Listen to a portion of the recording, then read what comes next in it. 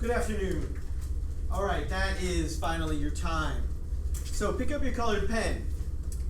Today's warm-up, considering this is a review day, is really designed to pull out actually a whole bunch of different ideas all from one question. Let's start with the graph and what your graph should look like. So here is what you should see. You don't need the orange line, but I put it there to remind you that that is an axis of symmetry, y equals x. So you should end up with two curves that are reflections of each other. Now, it's hard to tell exactly what points are what, so I have the tables to show you in a moment. But what most people did was not necessarily the simplest approach, which is okay. I asked you to graph this and then graph its inverse. But there was something you learned about what the points of the inverse will look like. So let's take a look at the tables that I used to do this.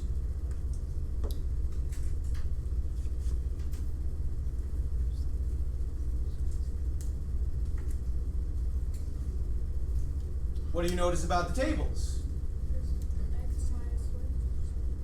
Yeah, the two columns are just switched.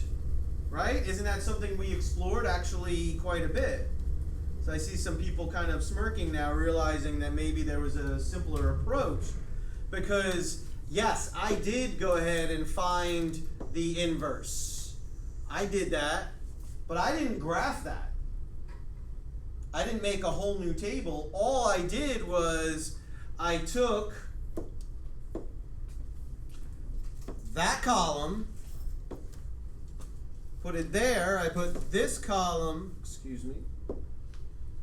that, what's going on there? That column there, and then I graphed this new set of points. This is now 1, -8. So here's 1, -8 right there. And then I got -1, -1 right there. And -3, 0 right there. And then I drew that second curve. So you just had to understand this kind of mathematical issue of inverse functions. The tables are just going to be flipped versions of each other. Go. So I did the table approach, but for like the math, I only did like the first part of the equation. I didn't do the -3 with it.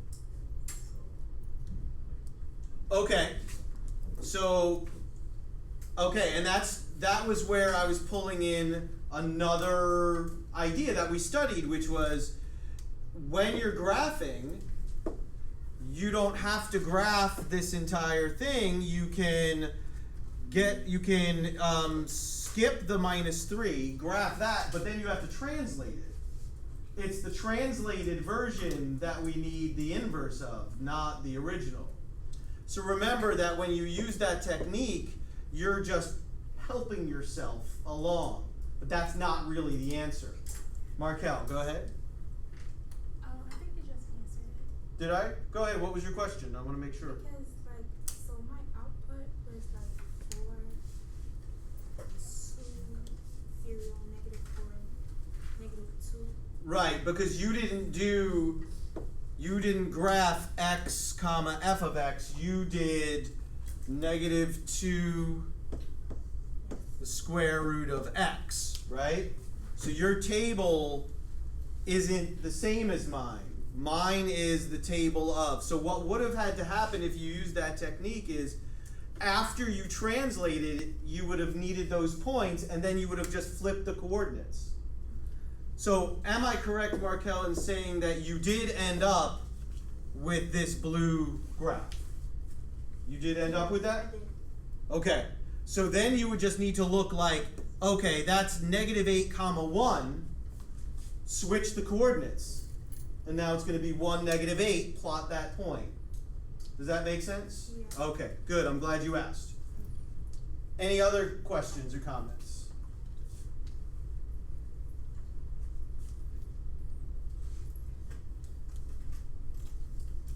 Anything at all?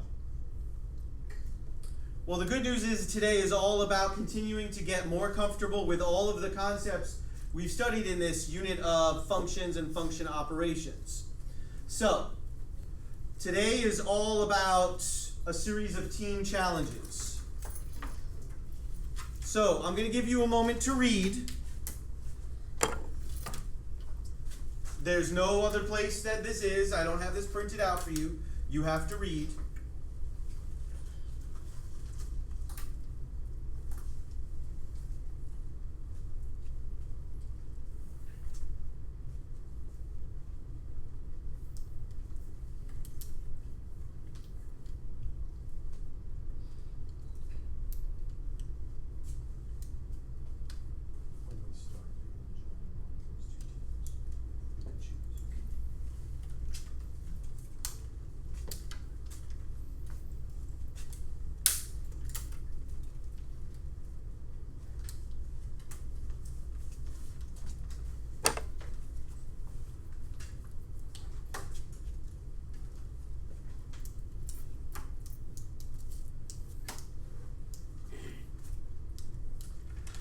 So, any questions? I imagine there should be many. Jonathan? Is the number in the coded message supposed to go into X, or is that the result from the function? I am not going to tell you, but that is a really, really, really important question.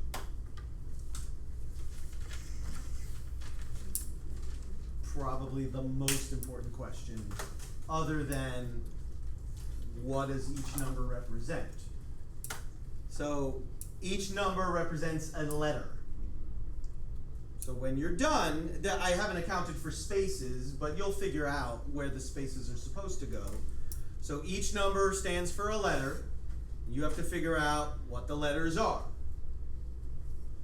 I have encoded the message using one of these functions.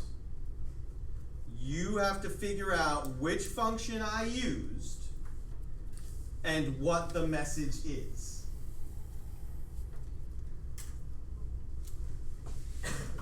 You're gonna have to talk about it. You're gonna have to do some trial and error to try and figure out what's going on. Are there any questions? So here's the danger with an activity like this, is I'm gonna have teams that finish not quickly, but more quickly than others. So I am gonna put a time up, but you cannot go on to challenge number 2 until you solve challenge number 1. And if you solve challenge number 1, you are not allowed to share your results with anybody else. And if you're going to sit with your team and do nothing and wait for the rest of your teammates to finish and then go, oh, I figured it out. Well, you know we don't do that here. You might as well just go work on something else. I don't need you to participate.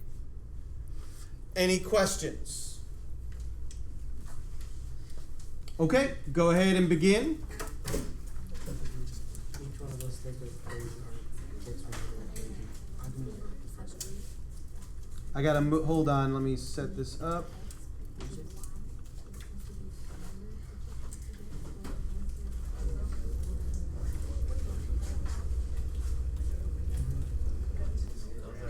Alright, so for 55 you get 20. 55 you get 20. 19 you get 8. Maybe like 10 you get 5. I think it's this. I think it's ours. Let's go. 31 you get 12. Maybe like oh, negative 2 you get 1. Alright, keep going. Was it negative 2 is 1? Yeah. So just do the rest of it. 52. So 55. So skip 52, 55, and then 55 is going to be 6. So it's going to be 20. All right. 20 is Let's let's come back together as a whole group. One word. Yeah, for real. Like a minute, 30 minutes, seconds. You know. Okay, I'm not going to reveal the answer, but I just want to talk about what's going on here. So, it is kind of hint time, but then I'm going to show challenge number 2.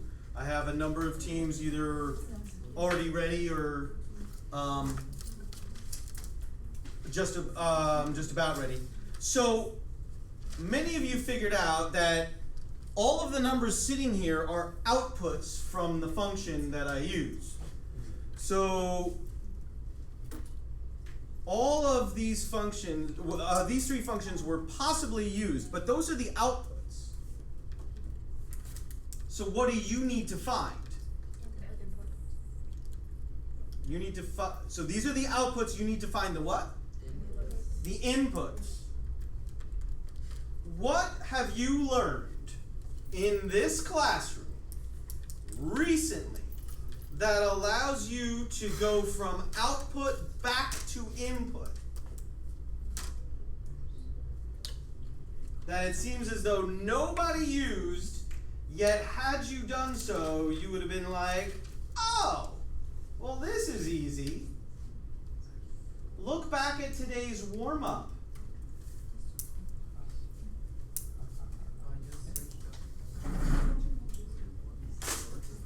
How do you get the inputs from the outputs? Look at today's warm-up. Alright, you don't know, that's fine. You're going to kick yourselves. Alright, so if you're still working on challenge number 1, you're still working on challenge number 1. Here's challenge number 2. That was way too easy a code. So now I've encoded it with a more complex system.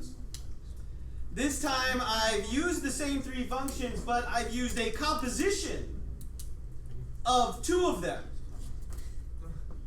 So I composed 2 of them, then I made this message. Your job is to crack the code. I gave a little tiny hint. The answer is one of my favorite books. You read? Alright, you got 15 minutes on the clock. Good luck. Boy, if you could just figure out what concept we use to get inputs from output, boy, it would make our life so much easier. Oh wow, bro. Alright. So is that he did it? Okay. I just think You did 65, right? Okay, 25 is 10. 25 is 10. Mr. Gavin.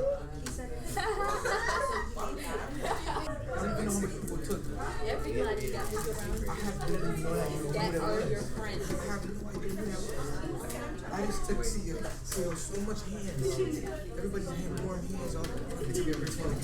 Oh yeah, it is. Oh yeah, evidently.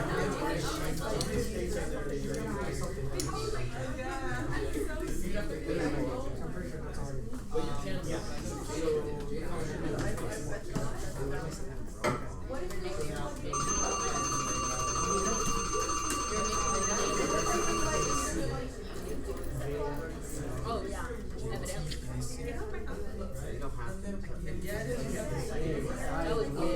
where's my prize?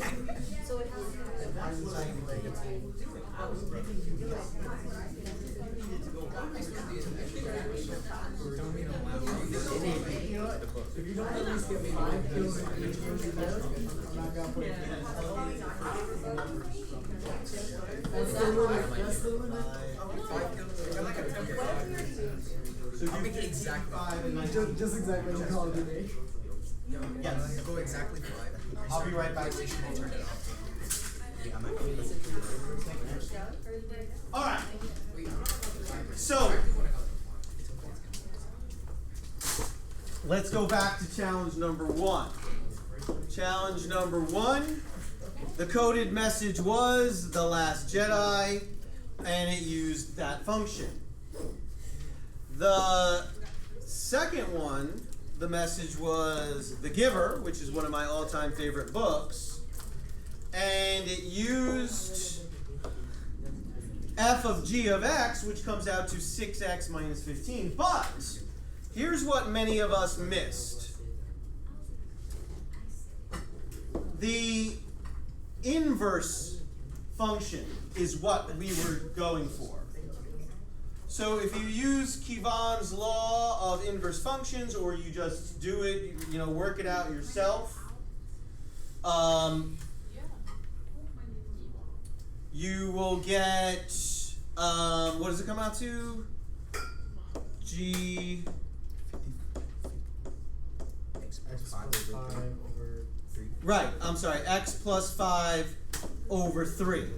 So you get the inverse function. Now watch this. Plug in a 55 right here.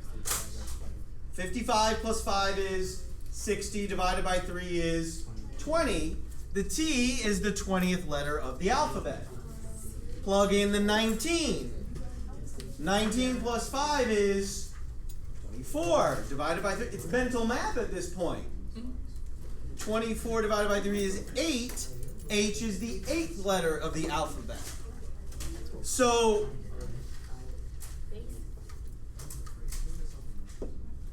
in the second one, it became even more important to try and find the inverse function. So what I did was I named this composition a new name, and then I found the inverse of it, which is that. And then if you plug in all of the inputs, the 105 into here, and crank it out, you will get a giver. So, good job. Your follow-up is due on Thursday. You have a quiz on Monday, 3.4 to 3.6. Yes, enjoy yourself tomorrow. Have an amazing time. Wake up Sunday morning and try to recover, and then get back to work.